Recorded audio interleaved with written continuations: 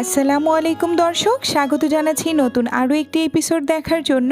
আজকের এপিসোডে আমি সাজিয়েছি খুব ডিমান্ডিং একটা রিকোয়েস্টেড ভিডিও।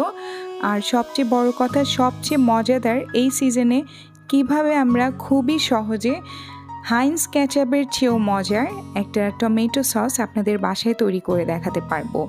হাইন্সের চেয়ে কোনো অংশে কম হবে না এই টমেটো সসটা। আমার আশা করছি লাস্ট পর্যন্ত এই ভিডিওটা দেখবেন। আর চলুন চলে যাই মূল রেসিপিতে। প্রথমেই আমি এখানে নিয়ে নিচ্ছি পাকা টুকটুকে লাল দেখে টমেটো। এখানে 5 কেজি টমেটো আছে আমার। তো আপনারা চাইলে কম করেও বানাতে পারবেন, বাট আমি আজকে 5 কেজির মেজারমেন্টটা আপনাদের সাথে শেয়ার করব। এখন আমি একটা কড়াইতে এটাকে সেদ্ধ হওয়ার জন্য দিয়ে দিব, কোনো রকম পানি ছাড়া। অল্প একটু লবণ দিয়ে এটাকে সেদ্ধ হতে দিব।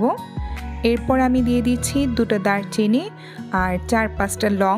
অবশ্যই যদি হাইন্স কেচাপের ফ্লেভারটা খেতে চান তাহলে দারচিনি আর লংটা ইউজ করবেন, নয়তো আপনারা এই 2টা জিনিস স্কিপ করে দিতে পারেন। আমার পছন্দ তাই আমি এই 2টা ইউজ করেছি। এই 2টা উপকরণ যদি আপনাদের ভালো না লাগে আপনারা স্কিপ করে দিবেন। এরপর টমেটোর পানি একদমই শুকিয়ে আমি এই পর্যায়ে নিয়ে চলে এসেছি। হয়তো দেখতেই পাচ্ছেন যে কতটুকু পরিমাণ পানি আমি শুকিয়ে ফেলেছি। এখন এই টমেটোগুলোকে কিছুটা ঠান্ডা হওয়ার পর আমি ব্লেন্ডারে ব্লেন্ড করে নিব। অবশ্যই ঠান্ডা হওয়ার পরই এটাকে ব্লেন্ড করতে হবে, গরম অবস্থায় কখনোই ব্লেন্ড করবেন না। এরপর আমি ভালো করে ব্লেন্ড করার পর একটা ছাঁকনিতে এটাকে ছেঁকে নিচ্ছি। এখানে আমি 2টা স্টেপ আপনাদের সাথে শেয়ার করব। একটা হচ্ছে ছাঁকনিতে দিলে একদমই মিহি, একদম একটা পানির মতো বের হবে। আর আরেকটা স্টেপ দেখাবো, ছাঁকনিতে আমি অনেকক্ষণ করেছি, বাট একটু সময় অনেক লেগেছে আর কষ্টও হয়েছে, যার কারণে আমি ছাঁকনির স্টেপটা বাদ দিয়ে দিয়েছি, একদমই ফলো করিনি। পরে এটাকে একটা কাপড়ের উপর নিয়ে এটাকে আমি একটা পিওর শিফনের ওড়নার একটা পিস নিয়ে এটার উপর আমি টমেটোগুলোকে দিয়ে দিয়েছি, যেরকম স্ক্রিনে দেখতে পাচ্ছেন। এরপর এটা থেকে সব রস আমি বের করে নিচ্ছি। আর যদি কেউ চান যে না এভাবে করবেন না, তাহলে আপনারা মোটা ছাঁকনি, যেগুলো মোটা ছিদ্রযুক্ত ছাঁকনি থাকে, ওইগুলো দিয়ে একটু হালকা করে ছেঁকে নেবেন।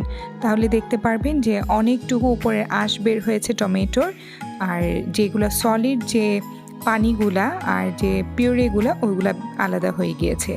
তো আমার মতো এই স্টেপগুলো ফলো করবেন, ইনশাআল্লাহ আপনারাও নিরাশ হবেন না, আর খুবই মজাদার একটা পারফেক্ট একটা লুক আনতে পারবেন কেচাপের।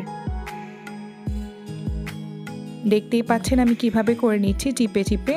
এরপর আমার এই 5 কেজি থেকে এতটুকু হয়েছে।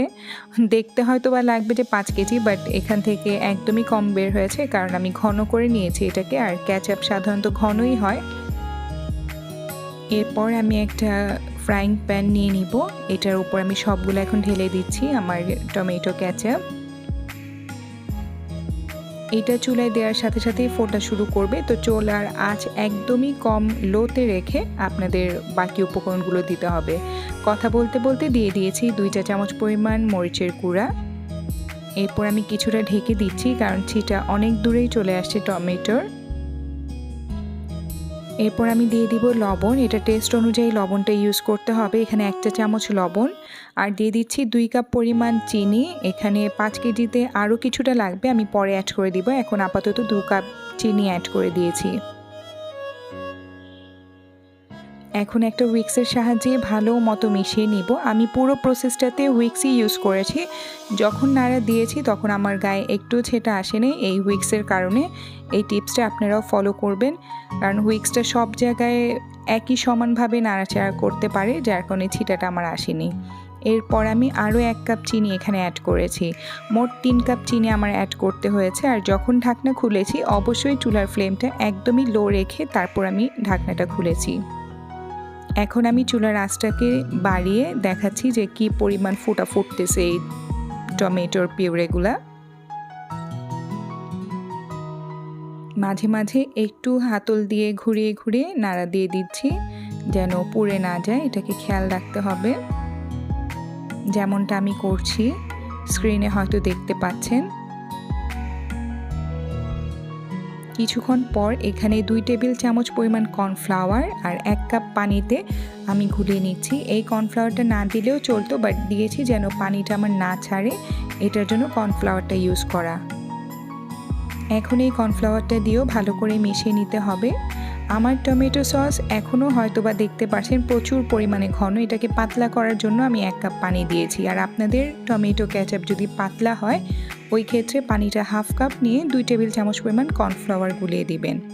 দিয়ে দিচ্ছি স্ট্রবেরি রেড ফুড কালার। এটা দেওয়াতে কালারটা একদমই দোকানিদের মতো এসেছে। আর আপনারা যারা ফুড কালার পছন্দ করবেন না এই স্টেপটা অবশ্যই স্কিপ করবেন, অথবা ফার্স্ট ক্লাসের রেড কালারটা দিলেও এই কালারটা চলে আসবে। এখন মিনিট 10 পর আমি চেক করে নিচ্ছি যে কি অবস্থা। এরকম পানি ছেড়ে দিচ্ছে না, এর মানে যে আমার টমেটো কেচাপটা একদমই পারফেক্ট হয়েছে। এরপর একটু নেড়ে চেড়ে এটাকে এখন আমি চুলার ফ্লেমটা অফ করে দিব আর আপনাদের সাথে শেয়ার করব আজকের আমার টমেটো সস অথবা টমেটো কেচাপ। সসটা সাধারণত লিকুইডই হয়, তো এটা কেচাপই বললে চলে, যে পরিমাণ ঘন হয়েছে এটা। আর আমি একটু ঘন সস খেতেই পছন্দ করি। তো ভিউয়ার্স, এখন টমেটোর দাম খুবই কম আর রমজান মাস সামনে আসছে, তো বাসায় যদি আমরা এরকম টমেটো কেচাপ বানিয়ে রাখতে পারি তাহলে খুবই ভালো হয় আর আমাদের স্ন্যাক্স জাতীয় আইটেমগুলো খেতে অনেক অনেক বেশি স্বাদ বেড়ে যাবে। তো আজকের মতো আমি লাকি আলী এখানেই বিদায় নিচ্ছি। সবাই ভালো থাকবেন, সুস্থ থাকবেন, দেখা হবে নতুন কোনো এপিসোডে। আসসালামু আলাইকুম, আল্লাহ হাফেজ।